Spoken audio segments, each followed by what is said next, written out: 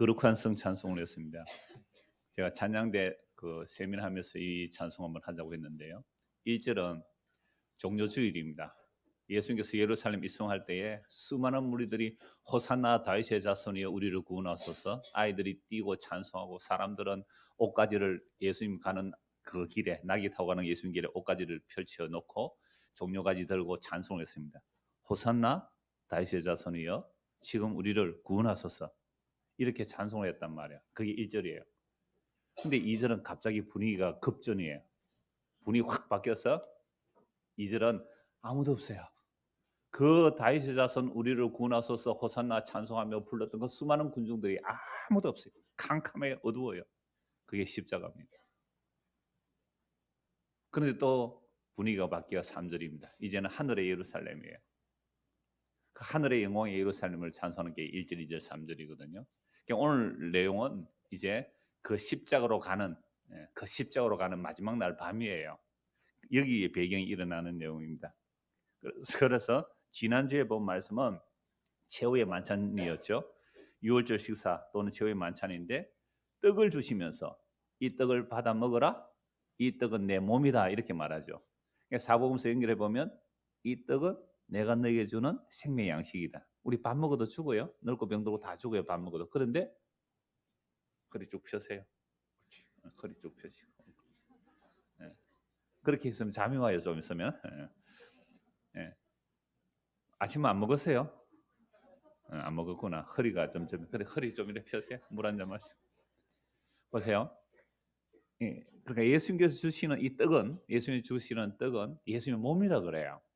그리고 떡을 먹고 나니까 잔을 주면서 이것은 내가 너희를 위해 흘리는 피라 그래요. 이 피는 예수님의 십자가 피를 말해요. 그래서 예수님의 십자가 피가 우리의 죄를 용서하시고 영원한 생명 주는 양식이고, 음료수라는 말씀을 예수님의 살과 피로 말씀하셨어요. 어떤 누구도, 유대인들이 어떤 누구도 그렇게 말씀하신 분이 없어요. 예수님만 그렇게 말씀하셨어요. 자, 그래서 만찬을 하고 나서 이제는 어디로 가는 겁니까? 26절 보십시오. 이에 그들이 뭐요? 찬미하고 감람산으로 가네. 이 감람이라는 말은 영어로 올리브예요. 그러니까 이 감람산은 예루살렘 동쪽에 있는데, 주보 한번 보실래요? 앞에 그림이 있죠. 주보 앞에 사진이 있습니다. 우리 아이들 보라고 이 사진을 찾아서 올려놨는데요. 현재의 감람산 모습은 이래요. 근데 2000년 전에는 이런 건물이 없었겠죠. 지금 감람산 모습인데, 자, 마운트 오브 올리버스돼 있죠. 올리브 나무가 많은 곳이라 이런 뜻이죠.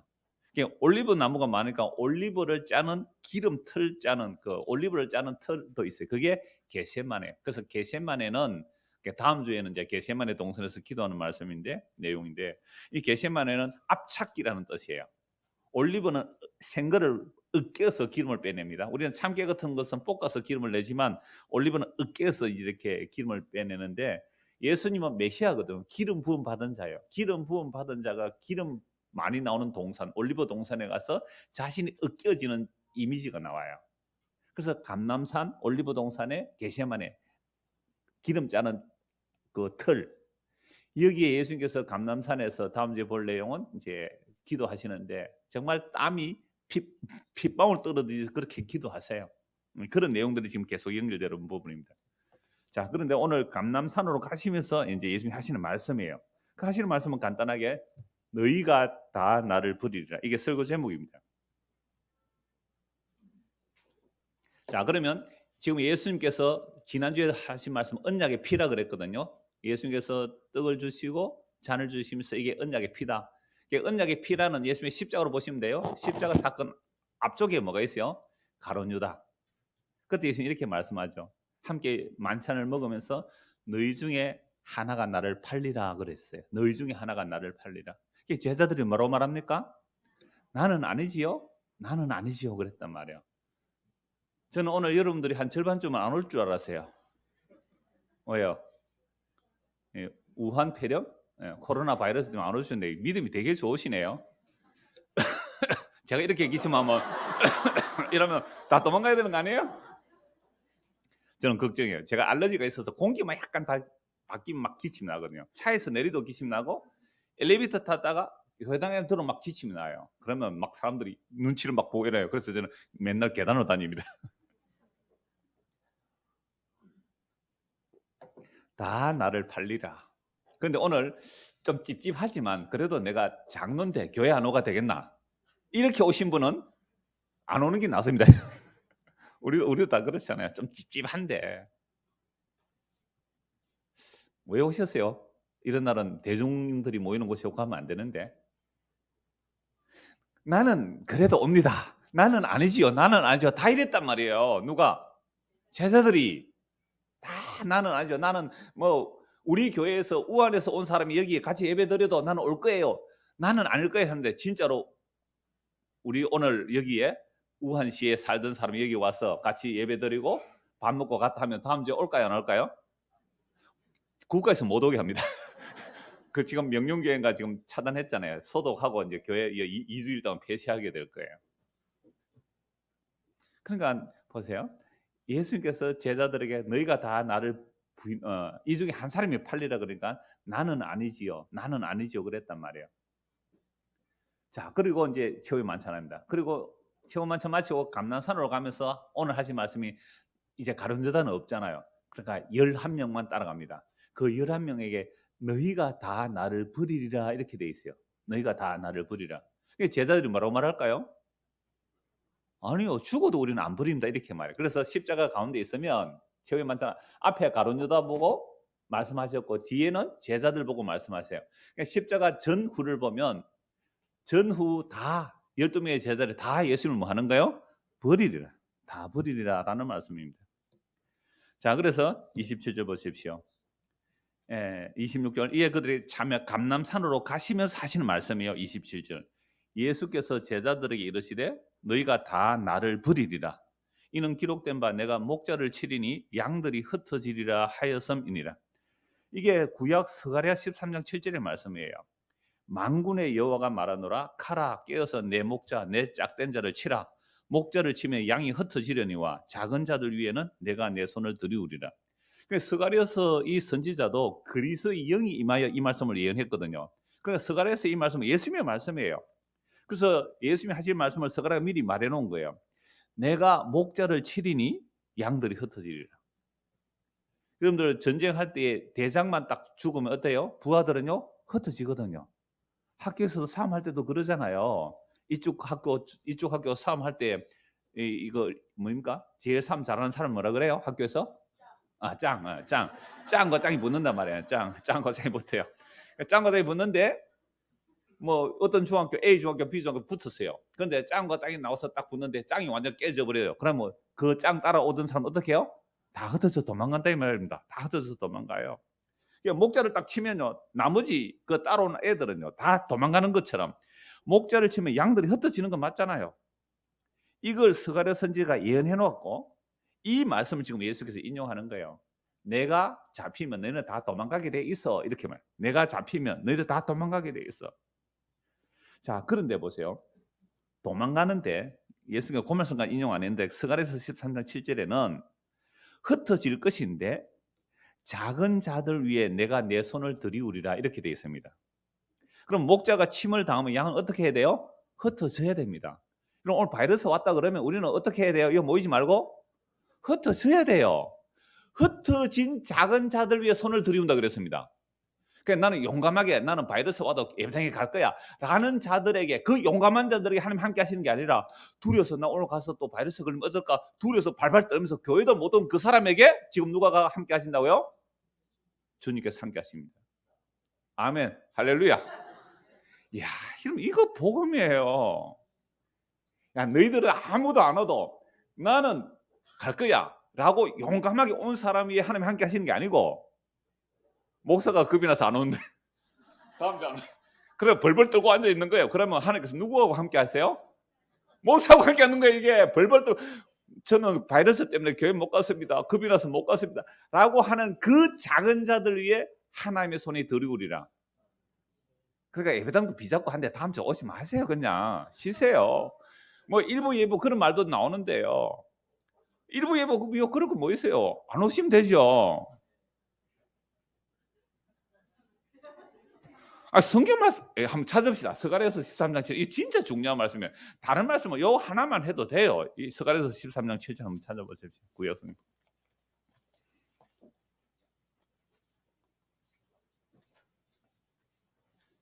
자, 스가랴서 13장 7절 찾았습니까? 예, 같이 한번 읽어봅시다. 같이 읽지 마세요. 침티 나오니까요. 제 혼자 읽을게요. 제가 읽을게요. 여러분 눈으로 보십시오. 만군의 여호와가 말하노라. 가라, 깨어서 내 목자, 내 짝된 자를 치라. 목자를 치면 양이 흩어지려니와 작은 자들 위에는 내가 내 손을 들이우리라. 그렇게 돼 있죠. 그러니까 목자를 탁 치면 양들이 어떻게 해요? 흩어져요. 양이 안 흩어지고 나는 목자가 침을 당해도 나는 버텨서 안 흩어질 거야 하고 버티고 있는 자들에게는 주님께서 함께 안 하신다 그래요. 그래서 겁이 나서 흩어져 도망간 자들 위해 어떻게 해요? 내가 그 작은 자들 위해 손을 들이우겠다라고 말씀하세요. 여러분, 가룟 유다는요, 예수님을 팔아넘기고 정말 양심의 가책이 돼서 정말 양심 있는 사람이에요. 양심의 가책이 돼서 자살하잖아요. 그 양심의 가책이 돼서 자살한 그 사람에게는 하나님의 손이 함께 하지 않아요. 그런데 똑같이 예수를 팔고 부인했는데 자살도 못하고, 에이, 나는 막 고기나 잡으러 가려고 도망간 그 제자들에게 예수님이 어떻게 하세요? 손을 들이우신다고요. 이게 복음입니다. 이게 오늘 성경 내용의 핵심이에요. 도망가세요.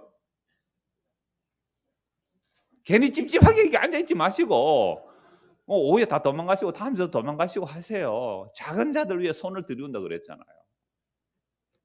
저는 이걸 복음으로 봐요. 자, 그래서 28절 보십시오. 그러나 흩어져 도망갈 건데 항상 그러나가 있어서 우리의 구원이 일어납니다. 그러나 내가 살아난 후에 십자가에 죽고 살아난 후에 너희보다 먼저 어디로 가리라고요? 갈릴리로 갈 것이라 라고 말씀합니다. 여러분, 예수님의 제자들을 어디서 부르셨어요? 갈릴리 바닷가에서 불러주셨어요. 그래서 갈릴리에서 불러서 예루살렘 오는 여정이거든요. 모든 성경이 다 그래요. 사복음서가 다 그래요. 요 몸 좀 다르지만 다 갈릴리에서 시작해서 복음 전하면서 예루살렘으로 오는 거예요. 그래서 예루살렘이 죽는 이야기입니다. 예수님께서 갈릴리에서 시작해서 예루살렘 와서 예수님이 죽는 거예요. 그럼 갈릴리에서 제자들이 3년 동안 예수님을 따라가서 예루살렘 갈 때에 어떤 마음으로 따라갔을까요? 예수님이 임금이 되면 나도 한 자리 하리라, 그 마음으로 따라간 거예요. 죽으려고 따라가는 명 한 사람도 없습니다. 예수님을 3년 동안 따라다니면서 나는 예수님과 함께 십자가에 죽어야지 하고 따라간 사람 한 명도 없단 말이에요. 그런데도 예수님은 갈릴리에서 예루살렘을 가면서 계속해서 하신 말씀이 내가 갈릴리로 가면 예루살렘에 가면 뭐예요? 장로들에게 잡혀서 고문을 당하고 그리고 고난을 당하고 죽을 것이다. 근데 죽은 지 3일 만에 다시 살아나리라. 근데 그 말씀 못 알아들어요. 제자들이 못 알아들었단 말이에요. 그래서 예수님 또 말씀하시는 거예요. 내가 죽고 살아난 후에 너희보다 먼저 갈릴리로 가리라. 그래서 제자들이 갈릴리에서 3년 동안 예수님을 따라 예루살렘 왔을 때에 그 제자들의 모든 꿈들이 산산이 다 부서져야 됩니다. 예수님을 3년 동안 따라다녔던 그물도 버리고 아버지도 버리고 어머니도 버리고 아내도 버리고 자식도 버리고 3년 동안 예수님을 따라갔던 그 모든 것들이 산산이 부서져야 돼요. 그래서 어떻게 해요? 도망가야 됩니다. 도망가야 돼. 다시 갈릴리로 도망갔어요. 근데 흩어진 그 무리들, 그 작은 무리들에게 주님이 어떻게 해요? 다시 찾아오세요. 다시 찾아오 부르신다고요. 그래서 갈릴리에서 새롭게 시작하는 거죠. 그러면 갈릴리에서 새롭게 시작하는, 처음 따라갈 때 제자들 마음하고 다시 예수님께서 갈릴리에서 그들을 부르셔서 이제 성령 부어주셔서 십자가에 죽으시고 부활 성천하셔서 성령 부어주셔서 두 번째 따라가는 그 갈릴리에서 시작하는 제자들하고 무엇이 차이가 날까요? 3년 전에 처음 따라갈 때 마음하고 예수를 완전히 부인하고 도망가서 따라가는 거하고 뭐가 차이가 날까요? 자기 죄를 알고 따라가는 겁니다. 나의 결단과 결심이 아무 소용없는 것을 알고 따라가는 거예요. 요 차이예요. 다른 건 없어요. 요 차이란 말이에요. 자, 그래서 예수님은 완전히 버린 거죠. 완전히 버린 거예요. 다 예수님 말씀하죠. 너희가 다 나를 버리라. 그러니까 예수님을 다 버린 그 자리에서 시작하는 것. 예수님을 버린 자리에서 시작. 그래서 오늘 저와 여러분들이 예수 믿는다 할 때요, 나는 예수님을 완전히 버렸습니다라는 것이 없다면 아직도 멀었다 이 말입니다. 나는 예수님을 완전히 버렸습니다라는 것이 없다면 우리는 아직도 멀었다 이 말이에요. 우리는 뭐 때문에 예수님 다 버렸어요? 바이러스 때문에 예수 버렸잖아요. 메르스 때문에 예수 버리고 사스 때문에 예수 버리고 물론 오늘 A형 독감 걸려서 못 오신 분 계세요. 그분들은 가만히 집에 계시는 게 은혜입니다. 그 A형 독감 전염이 잘 되니까요. 근데 우리 지금 신종 코로나 바이러스는 공기 감염은 안 된대요, 아직은. 그러니까 직접 침으로 이렇게 손으로 만져서 대면 접촉으로 이렇게 감염되는 거. 이게 비말 전염이 아니래요. 비말이 제가 말 한번 해보니 바이러스 확 퍼져가지고 다 전염되는 그런 거는 아니래요. 그러니까 마스크 잘 쓰시고 뭐 이렇게 대중 모였을 때는 뭐 침 안 튀게 이렇게만 하시면 된다 그러는데, 여하튼 우리는요 진짜 이 작은 거 하나에도 예수를 부인한 자들이거든요.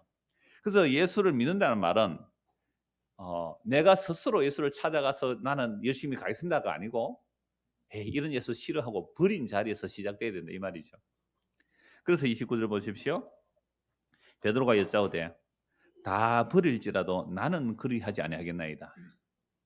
예수께서 이르시되 내가 진실로 네게 이르노니 오늘 이 밤 닭이 2번 울기 전에 네가 3번 나를 부인하리라. 베드로가 힘있게 말하되 내가 주와 함께 죽을지언정 주를 부인하지 않겠나이다 하고 모든 제자도 이와 같이 말하니라. 근데 예수님의 말씀은 너희가 다 나를 뭐 한다고요? 버릴 것이다 라고 말하는데, 베드로와 또 다른 모든 제자들이 힘있게 말하죠. 내가 주와 함께 죽을지언정 나는 주를 부인하지 않겠습니다. 그럼 이게 베드로와 제자들의 진심이었을까요? 아니면 가짜로 한 말일까요? 진심이죠. 예, 진심입니다. 3년 동안 예수님을 따라다닌 자들 아닙니까? 그러니까 예수님께서 고난 받는다 그러면 그 고난 받는 자를 함께 하겠다라고 진심으로 말했어요. 근데 진심으로 말해도 그게 믿을 수는 없다 이 말입니다. 이런 사람들이 말할 때 진심으로 말한다고 그거 믿을 수 없는 거예요. 아무리 진심이라고 해도 인간은 그 진심을 믿을 수가 없단 말이에요. 왜 그러냐? 다시 29절 보세요. 베드로가 여짜오되 다 뭐요? 버릴지라도. 요 버릴지라도 각주, 이 밑에 각주가 나와 있죠. 뭐라고 되어 있습니까? 실족할지라도 이렇게 돼. 실족할지라도. 자, 그러니까 27절 1 각주 한번 보십시오. 나를 뭐예요? 버리리라. 나를 버려. 1 각주 뭐라고 되어 있습니까? 또 나로 말미암아 실족하리라. 그냥 버린다는 말이 뭐예요? 실족한다. 그러니까 너희가 나를 버리리라 이 말은 너희가 나를 따라오다가 결국은 실족하여 걸려 넘어질 거야 이렇게 말합니다. 예수를 믿고 따라가는데 예수 때문에 실족해서 걸려 넘어질 거야 라고 말합니다. 모든 사람이 다 그렇단 말이에요. 제자들이 다 그렇게 실족하여 걸려 넘어질 거다. 이게 너희가 다 나를 버리리라 라는 말이에요. 자, 이렇게 말하니까 뭐래요? 제자들이 아니요. 우리는 절대로 죽을지언정 실족 안 할 겁니다. 우리는 넘어지지 않을 거예요. 라고 말하는 거예요. 여러분들이 예를 들어서 이렇게 예를 들어 봅시다. 제가 여러분들 뭐 오신 분들 많이 있으신데 저도 얼굴 모르는 분이 많아요. 제가 연초에 왜 자꾸 등록하는 거 보니까 이런 생각인 것 같아요. 1년 동안 벨하다가 1년 동안 딱 우리 장로님 권사님 지난주 등록에 그랬잖아요. 1년 동안 기도하고 계획했대요. 그래서 연초에 자꾸 등록하시는데 오늘 또 등록하실 분이 10시 반에 오겠다 했는데 차를 못 대가지고 조금 전에 들어오셨는데 제가 말리려고 하거든요. 등록하기 전에 저를 만나 주십시오. 그러니까 되도록 제가 말리려고 해요. 왜 그러냐면 널프르게 와도 별거 없거든요. 그래서 실족하고 가야 돼요. 실족하셔야 돼요. 목사한테 실족해야 되고요. 교인들한테 실족해야 되고요. 복음 안다는 인간들이 이런 꼴이냐? 더하래 더해. 실족 좀 하세요. 실족해가 가시면 주님께서 거기 가서 어떻게 하신다고요? 그렇지. 이라고 주님 찾아오신다니까요. 나는 그래도 실족 안 할 거야. 끝까지 버티면 구원 못 받을 수 있습니다. 지금 그냥 실족해 가세요.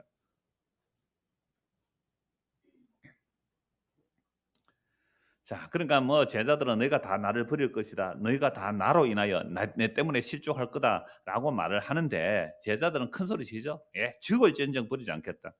그러면 누구 말이 이루어져야 됩니까? 누구 말이 이루어져야 돼요? 예수의 말씀이 이루어져야 되죠.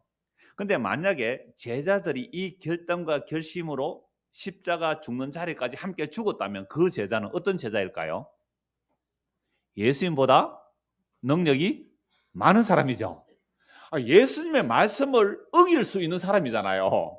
너희가 다 나를 버리라 했다면 예, 우리는 주님을 버리는 사람이다 이래야 되는데 안 버린다 했는데 진짜로 끝까지 이를 악물고 십자가 못 박혀 죽을 때 같이 잡혀가서 옆에서 매달려 만약에 죽었다면 그 사람 구원 못 받습니다. 그 사람 지옥 갑니다. 그 사람은 예수님의 십자가의 용서를 필요로 안 하는 사람이거든요. 오늘은 교회에서 신앙생활이 꼭 이 모양이에요. 다른 사람 다 부인해도 나는 목사님 부인 안 할 거예요. 목사 따라가면 뭐 하려요? 우리가 이런 모습이에요. 그러니까 어떤 교회가 카리스마 있고 힘있게 나가려면요, 목사가 좀 절대적인 권력을 가져야 돼요. 그래서 내 말 들으면 너 천국, 내 말 안 들으면 너 지옥, 이 정도 파워가 있어야 돼요, 목사가. 그래야 목숨 걸고 따라올 거 아닙니까? 그런데 예수님께서 뭐라고 말씀하세요? 너희가 다 나를 버리리라. 너희가 다 나를 실족할 것이다. 나에 대해서 실족할 것이다. 다 도망가야 된다는데 그 예수의 말씀은 아니요, 나는 실족 안 합니다. 나는 끝까지 순교할 겁니다. 라고 따라간다면 그 사람은 예수님 없어도 구원받을 수 있는 사람이잖아요. 그럴 일은 없죠. 왜? 모든 사람이 죄인이기 때문에. 이 얘기, 오늘 하는 이야기가 이거예요. 자, 그래서 제자들은 다 예수를 버려야 돼요. 다 실족하고 넘어져야 됩니다. 그게 예수님 말씀이기 때문에 그렇습니다. 그리고 스가랴서에 예언되어 있잖아요. 그래서 이 실족한다는 단어가 뭔지 마가복음에서 쭉 한번 찾아보겠습니다. 실족한다, 넘어진다, 나를 버린다. 이 말이 무슨 뜻인지 마가복음 4장 보십시오.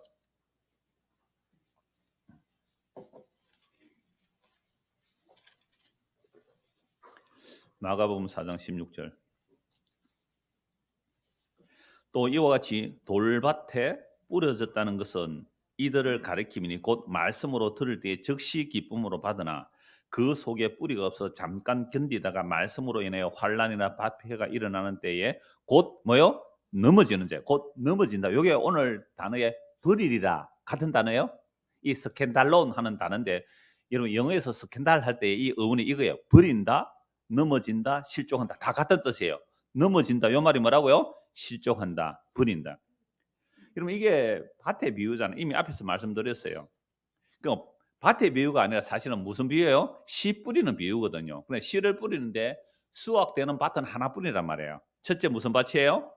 길가밭. 이 말씀을 듣는데 어떻게요? 벌써 뭐 말씀이 들어올 자리도 없이 새가 날아 먹어버렸잖아요. 두 번째는요, 돌밭이에요. 돌밭. 돌밭은 말씀을 받아서 잠시 기뻐하는데 어떻게요? 잠시 기뻐하는데 즉시 기뻐하는데 뿌리가 없어서 말씀으로 인하여 환난이나 박해가 일어나면 곧 넘어지는 자예요. 요 넘어지는 자가 뭐라고 했어요? 실족하는 자, 버리는 자. 그러면 요 두 번째 밭이 누구예요 지금? 제자들. 그럼 예수님의 제자들이 돌짝밭이에요. 돌짝밭.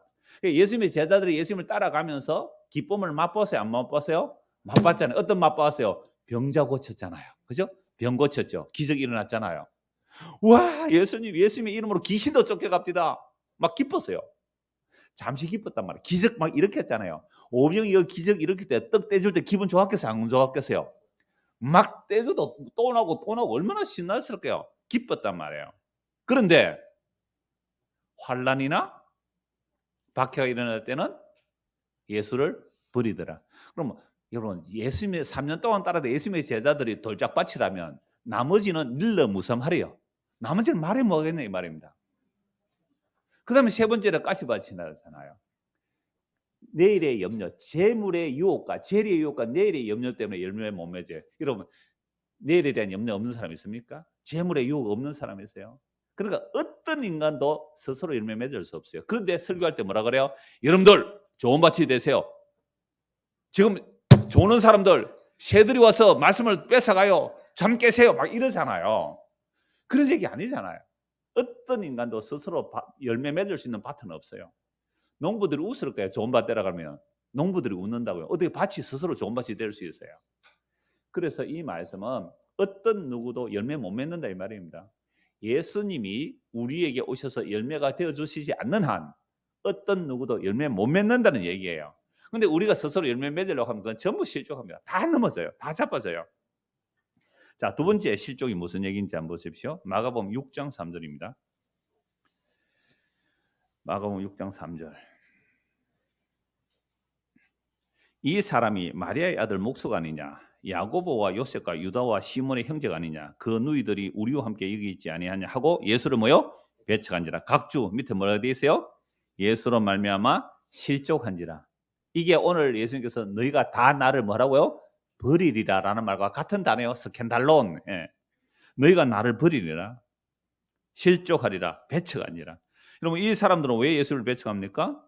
너무 잘한다는 거죠. 육체적으로 잘한다는 거죠. 육신적으로 잘한다는 거죠. 예수를. 마리아 아들 목수 아니냐? 마리아 아들 목수 아니냐? 야고보 요셉과 유다와 시몬의 형제 아니냐? 그 너희들 우리와 함께 있지 아니하냐? 내가 잘 아는데 네 누구냐? 라고 말하면서 예수를 배척해 버리는 것. 이것도 실족입니다. 마가복음 9장 보십시오. 마가복음 9장 42절입니다. 마가복음 9장 42절. 또 누구든지 나를 믿는 이 작은 자들 중 하나라도 실족하게 하면, 여기 실족이라는 단어 나오죠. 차라리 연자맷돌이 그 목에 매여 바다에 던져지는 것이 나으니라. 만일 네 손이 너를 뭐하면요? 범죄하게 하면. 요 범죄 각종 뭐 하게 돼 있어요? 밑에 실족하게 하면. 그러니까 우리의 손이 범죄하건 또는 어떤 사람은 아주 작은 자, 작은 자를 실족하게 하는 게 이런 거예요. 나는 지난주 그 바이러스 때문에 교회 못 가고서 겁이 나서 집에 있었습니다. 이럴 때 우리는 어떻게 말해요? 에게 믿음도 없이 죽으면 천국 가는데 그 믿음도 없이 그래 예수 믿는단 말이가 바이러스 때문에 겁이 나서 교회도 못 왔단 말이냐 라고 하면 그 사람은 뭐 하게 한 거예요? 실족하게 한 겁니다. 그러니까 실족 안 하게 하는 방법이 뭐였어요? 제가 말씀드렸죠? 괜찮아요. 그래야 예수님이 당신과 함께 합니다. 그러면 그 사람이 뭐예요? 그래요. 나 바이러스 겁이 나서 교회도 못 갔는데 예수님 나와 함께 하시네요. 라고 하면 그 사람이 실족한 거예요? 안 하는 거예요? 그게 실족 안 시키는 거예요. 그러니까 오늘 교회의 설교가, 목사들의 설교가 실족하게 하는 거예요? 실족 안 시키는 거예요? 거의, 저도 많이 그렇게 했어요. 회개합니다. 많이 실족시키는 거예요, 진짜로. 거의 대부분이 그래요. 그래서 지극히 적은 자 하는 사람, 실족해 하면 아예 연자맷돌 목에 달려 그냥 빠져 죽는 게 낫다 이렇게 말씀하시잖아요. 그러면서 또 실족이 뭐냐? 만일 네 손이 너를 범죄하게 하면 네 손이 죄짓거든 찍어버리라. 장애인으로 영생에 들어가는 것이 두 손을 가지고 지옥꽃 꺼지지 않는 불에 들어가는 보다 나으니라. 45절. 만일 네 발이 너를 뭐예요? 범죄, 실족하거든 찍어버리라. 다리 저는 자로 영생에 들어가는 것이 두 발을 가지고 지옥에 던져지는 것보다 나으니라. 47절. 만일 네 눈이 너를 뭐요? 범죄하게 하거든 빼버리라. 한 눈으로 하나님의 나라에 들어가는 것이 두 눈을 가지고 지옥에 던져지는 것보다 나으니라. 거기에는 구더기도 죽지 않고 불도 꺼지지 아니하느니라. 사람마다 불러서 소금치듯 함을 받으리라. 소금은 좋은 것이되 만일 소금이 그 맛을 잃으면 무엇으로 이를 짜게 하리요? 너희 속에 소금을 두고 서로 화목하라 하시네. 소금이 우리 안에 들어오면 다 죽는 자예요. 소금이 우리 안에 들어오면 다 자존심 다 죽어야 돼요. 죽으면 풀이 다 죽게 돼요. 그래야 화목이 일어나는 거거든요. 자, 그런데 여기서 실족이라는 것이 지극히 적은 자를 실족하게 하는 것 또요. 손, 발, 눈. 우리의 손과 눈과 발이 죄를 짓죠. 죄를 짓는다 이 말이 실족하는 것이고 예수를 버리라는 말씀과 같은 거예요. 자, 그렇다면 우리의 손이 죄를 짓고 발이 죄를 짓고 우리의 눈이 죄를 지으면 어떻게 해야 됩니까? 손을 자르고 발을 자르고 눈을 뽑아내야 되잖아요. 그렇게 해서라도 어디 안 가는 게 좋다고요? 지옥에 안 가는 게 좋다. 자, 그렇다면 우리가 눈과 손과 발로 우리는 죄를 지었는데 손 뽑은 사람이 있습니까? 손 자르고 발 자르고 눈 뽑은 사람이 있습니까? 그러니까 우리는 다 뭐해요? 실족해요. 보암직하고 먹음직하고 세상이 자랑이 될 것을 좋아하지 않는 사람은 한 명도 없습니다. 그래서 우리는 다 실족하게 돼 있어요. 실족 않을 사람이 없단 말이에요. 이제 오늘 본문 다시 봅시다. 이렇게 해놓고 이제 본문 한번 읽어봅시다. 마가복음 14장 27절부터 보겠습니다. 예수께서 제자들에게 이르시되 너희가 다 나를 버리리라. 이는 기록된 바 내가 목자를 치리니 양들이 흩어지리라 하였습니다. 그러나 내가 살아난 후에 너희보다 먼저 갈릴리로 가리라. 베드로가 여짜오되 다 버릴지라도 나는 그리하지 않겠나이다. 예수께서 이르시되 내가 진실로 네게 이르노니 오늘 이 밤 닭이 두 번 울기 전에 네가 세 번 나를 부인하리라. 베드로가 힘있게 말하되 내가 주와 함께 죽을지언정 주를 부인하지 않겠나이다 하고 모든 제자도 이와 같이 말하니라. 그러나 우리는 이미 이 말씀의 결론을 다 알고 있습니다. 그런데 제자들은요, 그 결론을 모르잖아요. 지금 제자는 결론을 몰라요. 나는 죽을지라도 예수를 부인 안 하겠다, 실족 안 하겠다라고 했지만 우리는 결론을 알고 있어요. 제자들은 다 예수를 부인하고 십자가 앞에서 다 도망갔어요. 그러니까 우리는 결론을 알지만 이들은 결론을 모른단 말이에요. 우리도 결론을 모른다고 이걸 보십시오. 그럼 우리도 마찬가지거든요. 우리도 예수 믿을 때 뭐 조그만 일이 있으면 그래도 견디고 좀 박해와도 견디고 나는 끝까지 주님을 따라갈까 이런 결심 다 하잖아요. 우리가 특히 연말에 더 많이 잘 하죠. 송구영신하면서. 근데 우리의 결단과 결심이 얼마나 미약하고 연약한지, 얼마나 흔들리는지요. 우리는 일상생활 속에서 압니다. 우리의 결단과 결심이 얼마나 소용없는 것인지. 자, 그래서 예수님의 이 말씀의 제자들은 아닙니다. 우리는 절대로 실족 안 할 겁니다. 우리는 예수를 버리지 않을 겁니다. 라고 말한다면 이런 사람들은 예수님 없이도 정말 구원받을 수 있을 것입니다. 그러나 결코 그런 일이 일어날 수가 없습니다. 그러므로 제자들은요, 예수님을 다 버려야 합니다. 그렇게 예수님을 부인하고 버림으로 인하여 예수님을 사랑한다는 말도 못하게 됩니다. 그래서 갈릴리에 찾아오신 예수님께서 베드로 보고 네가 날 사랑하느냐고 물을 때 베드로 뭐라 말해요? 옛날 같으면 예 주님 사랑합니다 이럴 텐데 지금 뭐요? 주께서 아십니다. 내가 주님을 백날 사랑한다고 할지라도 나요 또 위기 되면 나 도망갈 사람입니다. 나 십자가에서 또 도망갈 사람입니다. 근데 어떻게 내가 주를 사랑한다고 자신 있게 말할 수 있습니까? 이게 달라진 거예요. 그래서 이제는 죽기까지 헌신 충성 봉사한다 그 말도 못해요. 완전히 바닥에 내려간 그 자리에서 다시 시작하는 것이 뭐예요? 갈릴리에서 내가 너희를 다시 만나겠다. 내가 먼저 갈릴리로 가겠다라고 말씀하신 거예요. 그래서 우리가 예수님을 믿는다고 할 때에 내가 결단하고 결심하여 따라갈 수 있다고 생각한다면 아직도 자기 죄가 뭔지 몰라요. 아직도 자기를 모르는 거예요.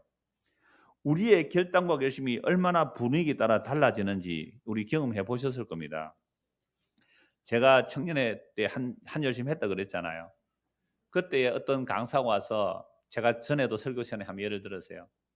정말 그때 제가 어려웠거든요.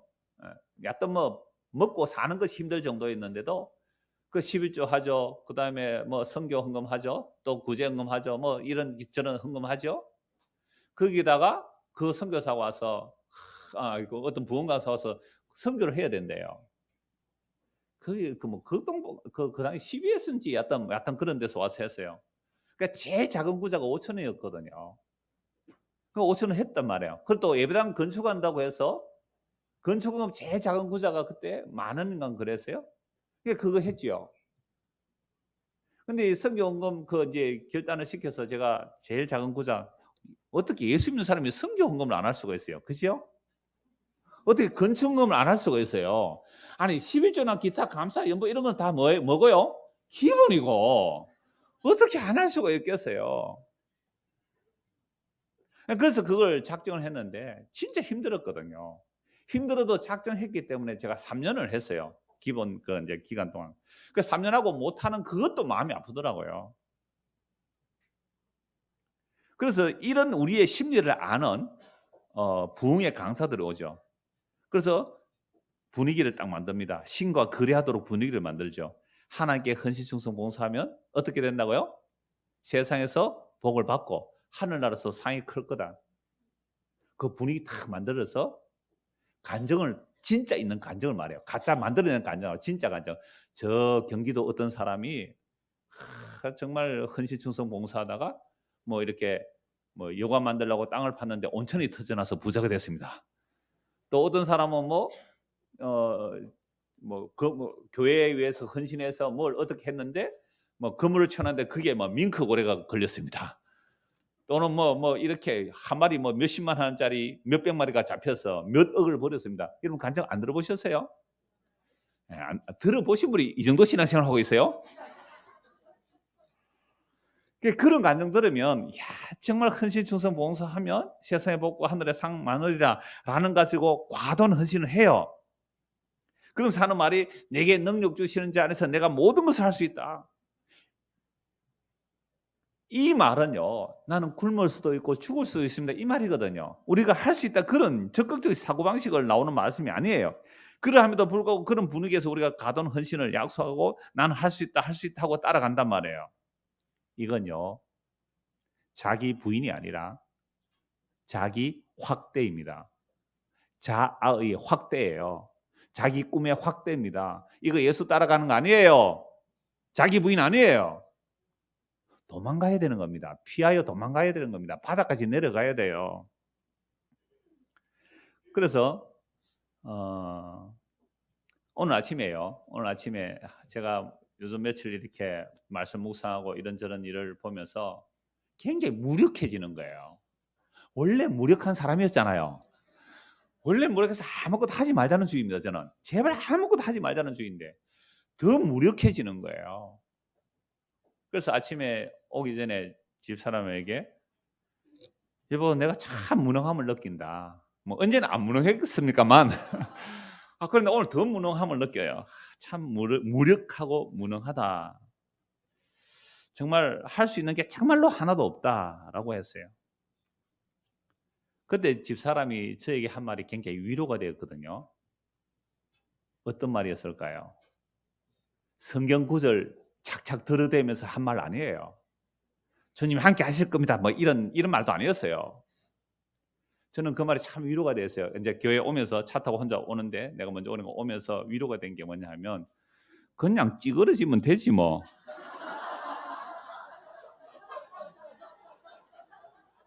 야, 저는 그게 오늘 아침에 복음이었어요. 그냥 찌그러지면 되지. 뭘 무능하니 못하니 할 수 있는 게 없니? 니 원래 그렇게 되는 인간이고 찌그러지면 되지 않나? 와, 나 오늘 이게 복음이었어요, 진짜로. 그냥 찌그러지세요. 우리가 찌그러지기 싫은 거잖아요. 알아들어요, 서울 사람들? 쭈그러뜨려 뭐라 그래요, 이걸? 찌그러뜨려. 그 양은 냄비 쭈그러뜨리는 거. 내가 찌그러지기 싫은 거예요. 팽팽하게 빛나고 싶잖아요. 얼굴 쭈글쭈글한 게 좋아요. 팽팽한 게 좋아요. 그래서 아이오피아 선전하더라고요. 바르면 주름이 개선된다고. 세상에 팽팽하고 확대되는 게 좋아지 쭈글쭈글 찌글찌글 찌그러지는 그거 누가 좋아하겠어요? 그러니까 찌그러진 자 위에 주님께서 손을 들이우십니다. 제발 안 찌그러지려고 폼 잡고 다니지 마세요. 그냥 찌그러지시라니까요. 이 찌그러진 사람 있잖아요. 자리 없어요. 앞에 와요. 제가 등록하는 분들에게 부탁합니다. 앞으로 등록할 마음이 있는 분들에게 말해요. 우리 교회에서 찌그러질 생각하고 오십시오.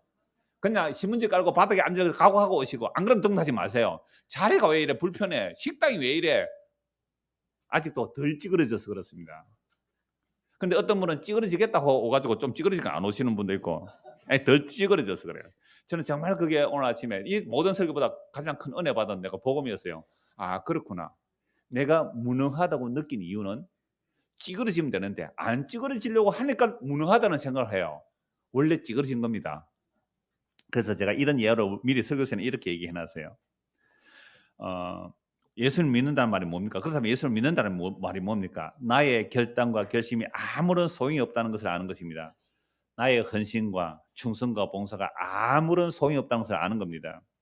우리 교회 오신 어떤 분이요, 오시기 전에 이렇게 설교를 들어보고서 이렇게 말을 했대요. 넓은 교회 가면 다른 교회보다 냉랭할 거라, 그렇게 말했대요. 다른 교회보다 냉랭할 거라. 왜요? 헌신 충성 봉사하면 복을 받고 이 세상에서 하늘나라 상이 클 거다라고 해야 되는데, 밖에서 설교를 들어보니까 뭐 그러면 여러분 교회에서 헌신 충성 봉사 많이 하면 막 아예 여러분 입구에서부터 달라요. 주차 그 추운데 또 주차 팍 하잖아요. 입구에서부터. 어떤 데는 예배당 입구에서 색소폰을 팍 불면 한 4-5명 나와가지고 교회당 입구에 들어오는데 색소폰을 팍 불더라고요. 막 그러면 막 환영받는 분위기잖아요. 대접받는 분위기잖아요. 근데 우리 교회는 뭐 오든지 말든지 안든지 말든지 뭐 그러니까 와 보니까 진짜로 아니나 다를까 냉랭하더라라는 얘기를 해요. 제가 그런 분들에게 또 말씀드리죠. 바다까지 더 가보셔야 돼요.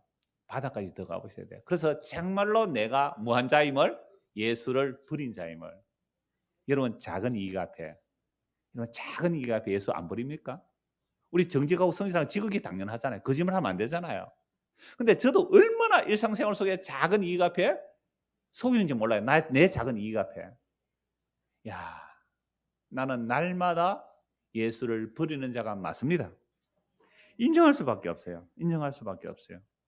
그러면 예수 믿는 게 뭘까요? 한국 보고 말씀 마무리하겠습니다. 디모데후서 2장입니다. 디모데후서 2장 보십시오.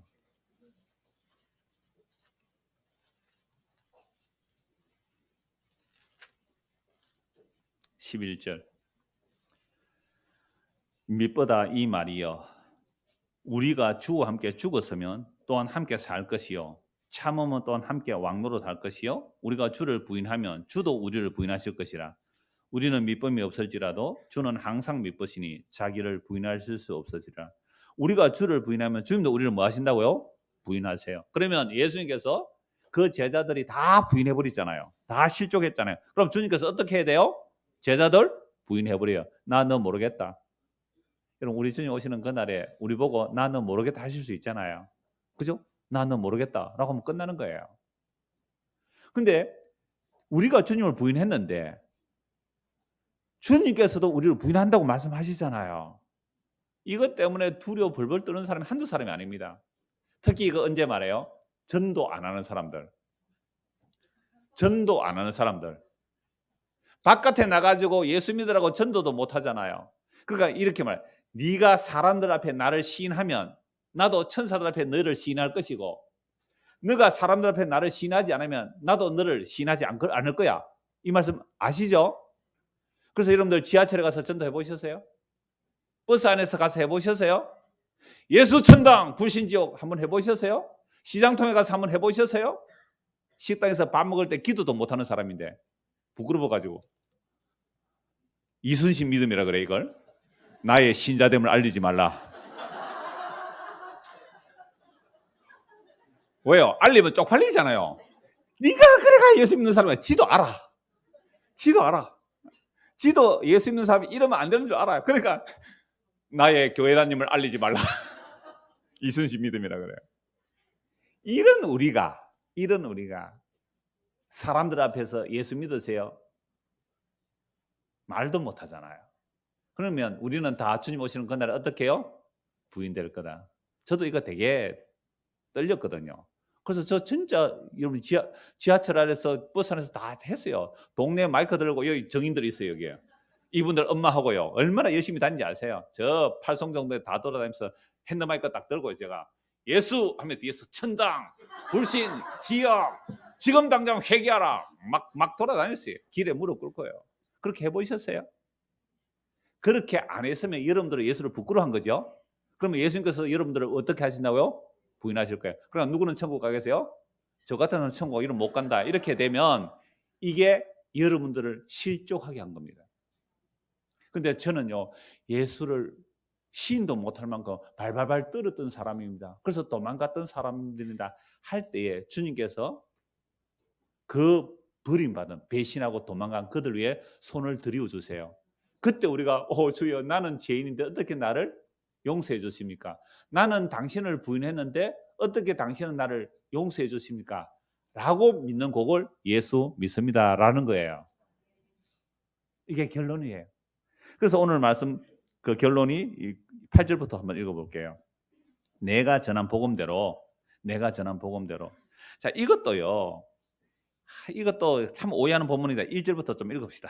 1절부터 내 아들아 그러므로 너는 그리스도 예수 안에 있는 은혜 가운데 강하라. 은혜 가운데 강하라 이 말입니다. 또 네가 많은 정인 앞에서 내게 들은 바를 충성된 사람들에게 부탁하라. 그들이 또 다른 사람들을 가르칠 수 있으라. 이러니까 충성된 사람에게 맡기고 충성된 사람에게 맡기고 이렇게 말하잖아요. 근데 여기서 충성된 자에게 맡긴다는 말은 내가 예수를 부인한 자임을 아는 자들이에요.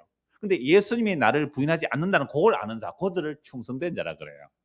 너는 그리스도 예수의 좋은 병사로 나와 함께 고난을 받으라. 병사로 복받는 자는 자기 생활에 얽매이는 자가 하나도 없나니 이는 병사로 모집한 자를 기쁘게 하려 함이라. 경계하는 자가 법대로 경계하지 않으면 승리자의 관을 얻지 못할 것이며 수고하는 농부가 곡식을 먼저 받는 것이 마땅하니라. 내가 말하는 것을 생각해보라. 주께서 범사에 네게 총명을 주시리라. 그러니까 예수를 믿는 자, 이건 또 뭐 물론 목사일 수도 있고 뭐 보험 전환자일 수도 있고 뭐 다 우리 성도일 수도 있어요. 그러니까 그리스도의 종이란 것은 뭐예요? 충성된 사람이 뭐예요? 군사 또는 뭐예요? 농부, 경기하는 자 이렇게 돼 있잖아요. 군사, 경기하는 자, 농부. 그러니까 열심히 자기 맡은 일을 한다 이 말이에요. 그래서 이걸 생각하라고 하면서 8절 보십시오. 내가 전한 복음대로 다윗의 시로 죽은 자 가운데서 다시 살아나신 예수 그리스도를 기억하라. 그러니까 우리가 그리스도의 정의다라는 말은 누구를 기억하라는 거예요? 예, 복음은 다윗의 시로 오신 예수님, 십자가에 죽으시고 다시 살아나신 그 예수를 기억하는 거예요. 복음으로 말미암아 내가 죄인과 같이 매이는 데까지 고난을 받았으나 하나님의 말씀은 매이지 아니합니다. 그러므로 내가 택함 받은 자를 위하여 모든 것을 참음은 그들도 그리스도 예수 안에 있는 구원을 영원한 영광과 함께 받게 하려 합니다. 이건 바울 사도의 서신이잖아요. 복음을 전하는데 뭐 한다고요? 자기는 모든 것을 어떻게 해요? 참는다고 그래요. 왜 참을까요? 나는 예수 믿는 사람을 잡아 죽인 살인자입니다. 예수 믿는 사람 잡아 죽인 살인자잖아요. 바울이. 예수 믿는 사람 다 잡아 죽이는 게 하나님의 영광인 줄 알았어요. 그런 나를 오래 참으셔서 구원해 주셨다는 거예요. 그런 나를 오래 참으셔서 구원해 주셨다는 거예요. 그러니까 바울이 오래 참는 말을 그렇게 하는 거예요. 베드로도 마찬가지예요. 바울이 그렇게 말하죠. 주의 오래 참음이 구원이 되는 줄 바울도 말했다고 베드로가. 그러니까 베드로나 바울이 전도할 때요. 뭘 전도했을까요? 나는 예수를 부인 안 했어. 끝까지 충성해서. 이거 전도 아니에요.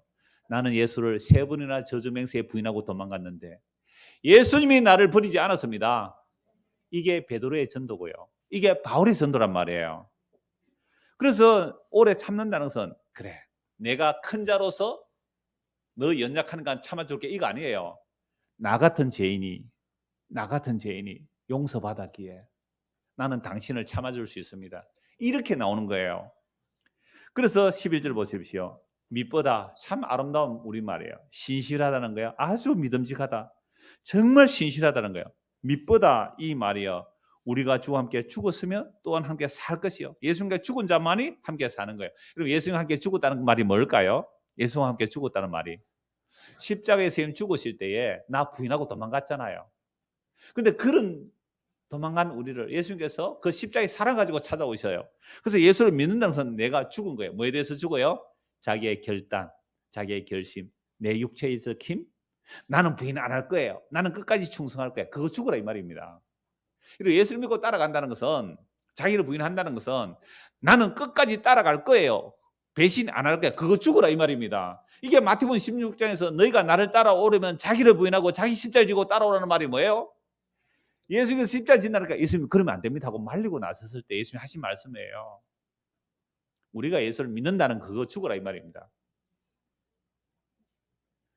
그래서 참으면 또한 함께 왕노릇 할 것이요 우리가 주를 부인하면 주도 우리를 부인하시리라. 야, 우리가 주를 부인하면 주님 우리 부인하신대요. 끝난 거예요. 그런데 복음이 어디에 있어요? 13절에 있습니다. 우리는 밑범이 없을지라도 주는 항상 밑보시니 자기를 부인하실 수 없으리라. 우리는 신실함이 없어요. 우리는 이랬다 저랬다 해요. 100원짜리 하나에도 주를 부인하는 자들은 우리들입니다. 예? 단돈 100원에도 주를 부인한 게 우리들이에요. 자기 이름, 자기 자존심 때문에 거짓말 하는 게 우리들이에요. 저가 그렇더라고요. 날마다 저는 주를 부인합니다. 날마다. 사소한 내 이름 하나 때문에, 내 자존심 하나 때문에, 내 작은 이기 때문에 날마다 주를 부인하더라고요. 그럼 주님께서 우리를 어떻게 한다고요? 부인해버릴 거예요. 그래서 저는 주님께서 나는 너를 모른다 하고 주님께서 나를 부인해도 저는 지극히 마땅한 자임을 압니다. 근데 주님께서 나를 부인해도 지극히 마땅한 것을 압니다 라고 하지만 그게 진짜일까요? 그게 진짜일까요? 정말 주님 오셔서 나는 모르겠다 할 때 마땅합니다. 지옥 갈게요. 그럴 사가 있을까요? 그것도 하나의 이론이더라고요. 그런데 그 다음 복음이 있어요. 나는 날마다 주를 부인합니다. 그런데 주님은 신실하셔서 자기를 부인하실 수가 없어요. 하나님께서 아브라함을 구원한다 그러면 아브라함이 어떤 짓을 해도 구원해내시더라 이거예요. 하나님께서 이삭을 사랑하신다면 이삭을 끝까지 책임지시고 구원해내시더라 이겁니다. 야곱이 얼마나 거짓말쟁이고 사기꾼입니까? 허리를 분질러서라도 하나님의 신실하심으로 구원해내시더라 이 말이에요. 그래서 구약의 모든 구원받은 자들은요, 인간의 자기 신실함이 아닌 하나님의 일방적인 은혜를 베푸셔서 그 약속의 신실하심으로 구원해 내시는 겁니다. 이게 복음이더라고요. 그래서 13절을 같이 한번 더 읽읍시다. 우리는 밑범이 없을지라도 주는 항상 밑버시니 자기를 부인하실 수 없으시리라. 아멘. 기도하겠습니다. 하나님 아버지, 우리는 날마다 주님을 부인합니다. 우리가 부인한 것대로 주께서 우리를 부인하신다면 우리는 한 명도 천국 갈 자가 없습니다. 그러나 저주맹세에 부인하며 떠나갔던 그 제자들을 다시 찾아오시고 품에 안으시고 성령을 부어주시는 그 놀라운 주의 약속의 신실함이 제자들의 구원이 되었듯이 오늘도 주님의 약속의 신실함만이 우리의 구원이 됩니다. 그 하나님의 약속을 십자가로 이루시고 우리에게 성령을 부어주셨기에 이제 우리의 육체의 혈육의 힘을 믿지 말고 오직 예수님의 그 약속의 신실함만 믿고 살아갈 수 있도록 은혜를 다하여 주시옵소서. 예수 그리스도를 받들어 기도드리옵나이다.